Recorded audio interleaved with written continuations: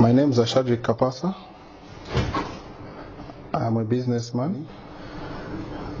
We are agents of a few mines in DRC, in Congo. My complaints are, I supplied some gold to a pastor in South Africa, Pastor Shepherd Bushiri, 2 years ago. He got the gold. He called me to come and collect the money in South Africa, and he changed the story. He had me arrested. He connived with the police. They arrested me that I have swindled him money, and he couldn't show the proof. But meantime, he got the gold, and he told me to come and collect the money in South Africa. When I got to South Africa, he had me arrested for 8 months. I wasn't alone. We were 4 of us. When we got there from last year, myself, I spent 8 months in prison in Sun City. It was all over media. I'm not accusing anybody. I've got enough proof to show what I'm talking about. Bushiri came to my office in Zambia. We had a meeting. I've got the pictures. I've got the footage of everything. The only thing I want is the South African government to help me to recover the money from this guy. For me, I don't care about how people they are praising him to be their pastor. According to me, he is a crook and he got my money and I want it. And I'm not going to stop here. I will make sure that my money is recovered. He made me arrest. He arrested innocent people. These 3 guys that are seated with me. If he can see, he knows the faces and he knows what he did to these innocent people. He kept them in prison for 1 year plus. So really, if now that the South African system it has allowed to make sure that this guy is now on board and is going to face charges, he needs to pay back my money and he needs to compensate these people for arresting them for 1 year without them knowing anything. Like I said, I will not stop here. What I want is the money for the goods that he got. I've got all the proof. I've got the pictures. I've got the emails. I've got the messages from his phone and my phone. So it's not that there was a mediator between me and him. What he did was, he told me to go to South Africa. When you arrive, you call me. When I arrived in South Africa, I called him. He said, I'm a bit busy. I'll send my people to see you. Go to Michelangelo. That's when we went to Michelangelo. He said, okay, wait there for an hour. The money will be coming.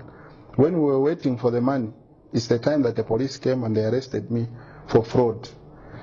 And I am not a fraudster. What I want is my money. He knows where he got the things and he knows how he shipped. I've got the information, even the time that he came with his jet in Zambia. I've got everything. So if he's going to prove, or if he wants to say no, I've got enough proof to prove what I'm saying. What I want is the money, and that's all. So I'm appealing to the South African government. I need help. Because this guy, according to me, he told me I cannot do anything to him. He's untouchable. If I step my foot in South Africa, he will kill me. Currently that we are talking, my passport is blocked. I cannot go to South Africa. I have got a ticket which I will show. I went to the airport in Zambia. I checked in. They refused that the South African government have refused you to go in South Africa. So I cannot even step my foot there. The reason, he knows why he did that. After he got the money, he's paid people so that I cannot go to South Africa to claim my money. So this is the only way.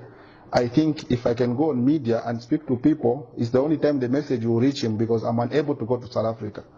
If anybody can go and scan my passport, you'll see that I am blocked. I cannot go to South Africa. Okay. So my question is, you earlier indicated that this happened 2 years ago. You got arrested, and soon after you came out, what other efforts did you make, and how much worth was the gold that you supplied to him? The gold was 500 kgs. It was worth $16 million. According to the agreement that we agreed, because I was selling him at $32,000 per kg times 500. I have got the proof of his wife holding my gold, the gold that they are posting on media that they were smuggling in South Africa. That is my consignment, and the wife knows very well. I've got more photos of more than what you are seeing on the media. That is his wife. His wife flew here. I've got pictures of him, myself, and his wife. I've got pictures of him and myself in his house in South Africa. I've got everything. Also, as a kind of effort, what efforts did you make after that to try and address the situation? The only effort I was making is to make sure that I'm released. Even my embassy in South Africa, they know. You can ask his Honorable Emmanuel Mwamba. He used to come to court also to follow up the case to make sure that we are treated fairly. And when we came out, I got threats that I'm going to be killed. I must make sure that I leave South Africa. I went to Pretoria at the embassy. I was given, because they caught my passport. They refused to give me the passport. So I went to the embassy. I got the traveling document. It's the one that I flew in with from South Africa to Zambia. From then, when I got the ticket, I wanted to go back and push to see if I can see other authorities for help. I found that I'm blocked in the South African system. I can't enter. So it's the only effort I've done. So if I am not allowed to go to South Africa, the only way I can is to go through media to make sure that everything is handled accordingly. I will testify to you that I've got pictures that Bushiri came to see me, and I've got evidence that shows that I gave Bushiri the goods that I'm talking about. And I've got evidence that I stayed in prison for 8 months in South Africa. Why I was arrested, I don't know. The only thing is I got acquitted at the court, commercial crime court where I was. They acquitted me. They said, we don't have evidence that really Bushiri gave you the money that is claiming, and yourselves, what we have seen is you don't have a problem, you can go back to your country. So if really I'm claiming, there is no way I can claim the court, there is no way I can claim the documents, everything that I'm talking to you. If you can ask, Sun City is the prison in South Africa. My record and my names are there. I was in prison for 8 months. I have a contract that we signed. It wasn't a street business. We signed the contract. When I got to South Africa, he told me we should go to the South African High Court in Pretoria. We should go and have the contract notarized, which he sent me with his people. We had the contract notarized and the invoice were raised for him to pay the money. So he said, okay, the only way I'm not going to manage to pay you, will you come here so we can have the contract notarized and everything. That's what made me to go to South Africa.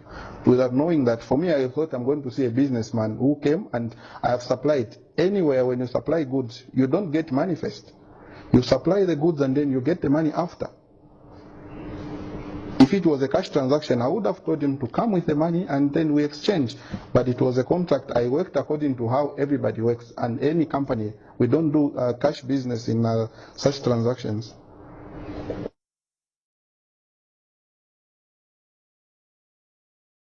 It was all over media. There is no Zambian that doesn't know what I'm talking about. Right now, I'm unable to work. There are few people that I'm doing business with. Those people who trust me, because if you go on Google, you Google my names, you'll find he has paid people, he has put that me, I'm a scammer. So anybody who's doing business with my company, if they go online, they check that, no, me, I defrauded Bushiri money, and they cannot work with me. So what I'm telling you, if you can go online, you check everything, you'll see enough proof.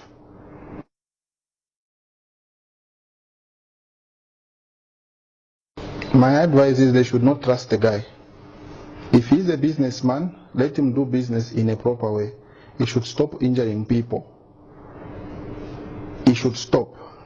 I cannot say no, people shouldn't deal with them, because I don't know other transactions that he does with people. But where commodities are concerned, they should make sure they should take necessary measures to see that this person they are dealing with has got a background of what he has done to people. They must be very careful, because he's not somebody that you can trust with anything.